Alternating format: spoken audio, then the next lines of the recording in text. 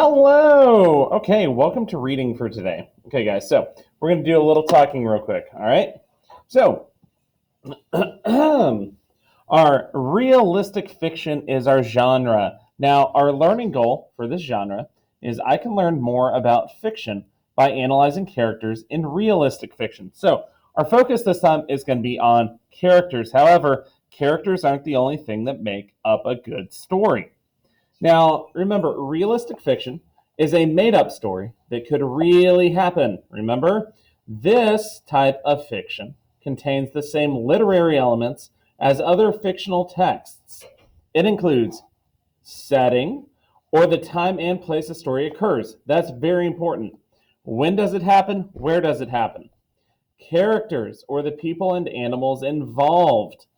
Remember, your characters are the people or things that move the story, whether they're animals or robots. They move the story along. Now, the plot is the series of events that happens in the story. And usually in the plot, you're going to have that really pesky thing, the conflict or the problem, right?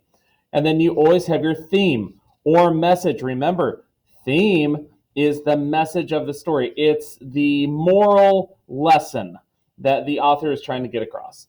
Now, when you recognize these characteristics in a text, you will know that you are reading fiction. Now, here's something fun you can do with your parent. Turn and talk. Describe a character from a favorite story to a partner. Use the anchor chart to tell how you know whether the story is realistic fiction. Take notes on your discussion. Well, guys, we have a great story that we read yesterday, The Food Change.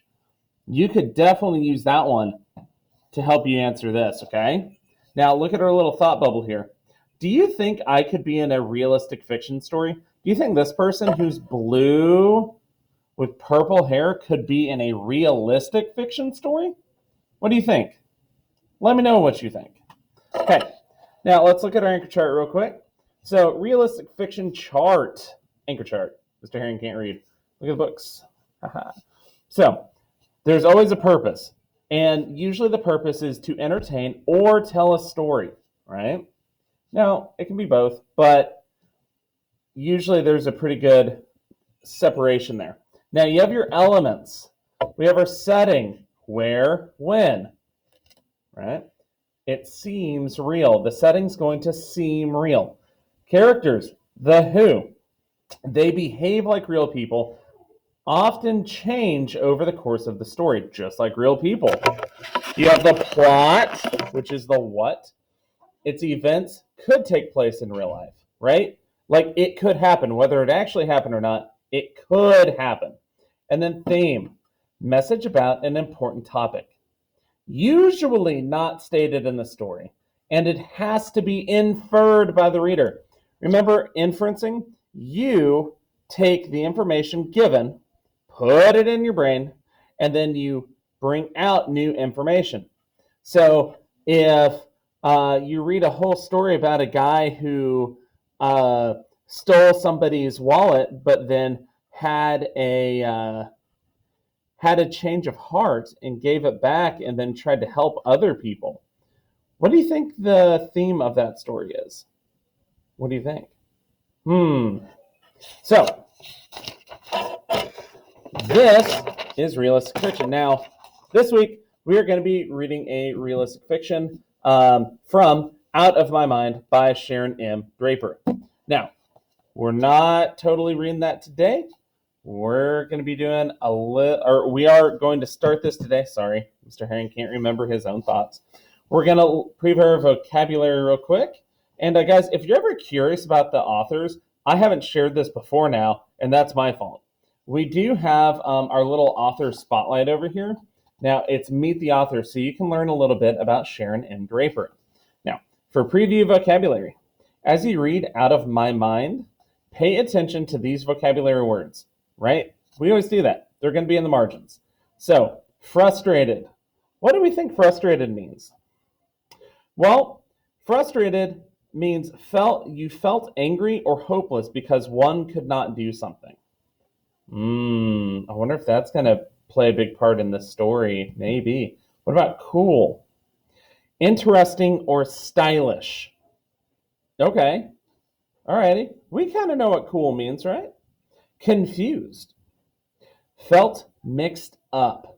Okay. So if it feels like mixed up, you might not know like exactly what's going on, right? What about irritable? Easily made angry or annoyed, just like Mr. Herring. Rawr. Okay, so, and then bothered. Felt annoyed. Okay, so have you ever felt irritable or annoyed or bothered? Have you ever been confused? Like you didn't know the decision to make because you didn't know how to feel? Have you ever felt frustrated because you could not change something or could not do something? Okay, so go in with the background knowledge you have of this. So as we read, what I would like you to do is set a purpose. Okay, we're going to set a purpose for reading. So active readers of realistic fiction follow these strategies when they read a text. Notice who the story is about and what happens. You're going to generate questions before, during, and after reading to deepen understanding and gain information. You're going to connect ideas within the selections to what you already know and have read. And you're going to respond by making parts you find interesting or surprising. All right, guys, so as you read Out of My Mind by Sharon M. Draper, have these in your mind. Be thinking questions like, man, what does that mean? Or why do they act like that? Connect. And this would be an interesting one to read with your parents. Now, as you read, make sure you do the close read notes. Remember, there in the margin, they say close read. Analyze characters. That's the first one. And it is associated with this page. So you're not going to have to go to this page to do this one. You will do this on this page. If you need help with them, join my Zoom. Ask for help. All right, guys, have a great day. And as always, be safe. I love you. Have fun. And let me get the mouse in position. High five.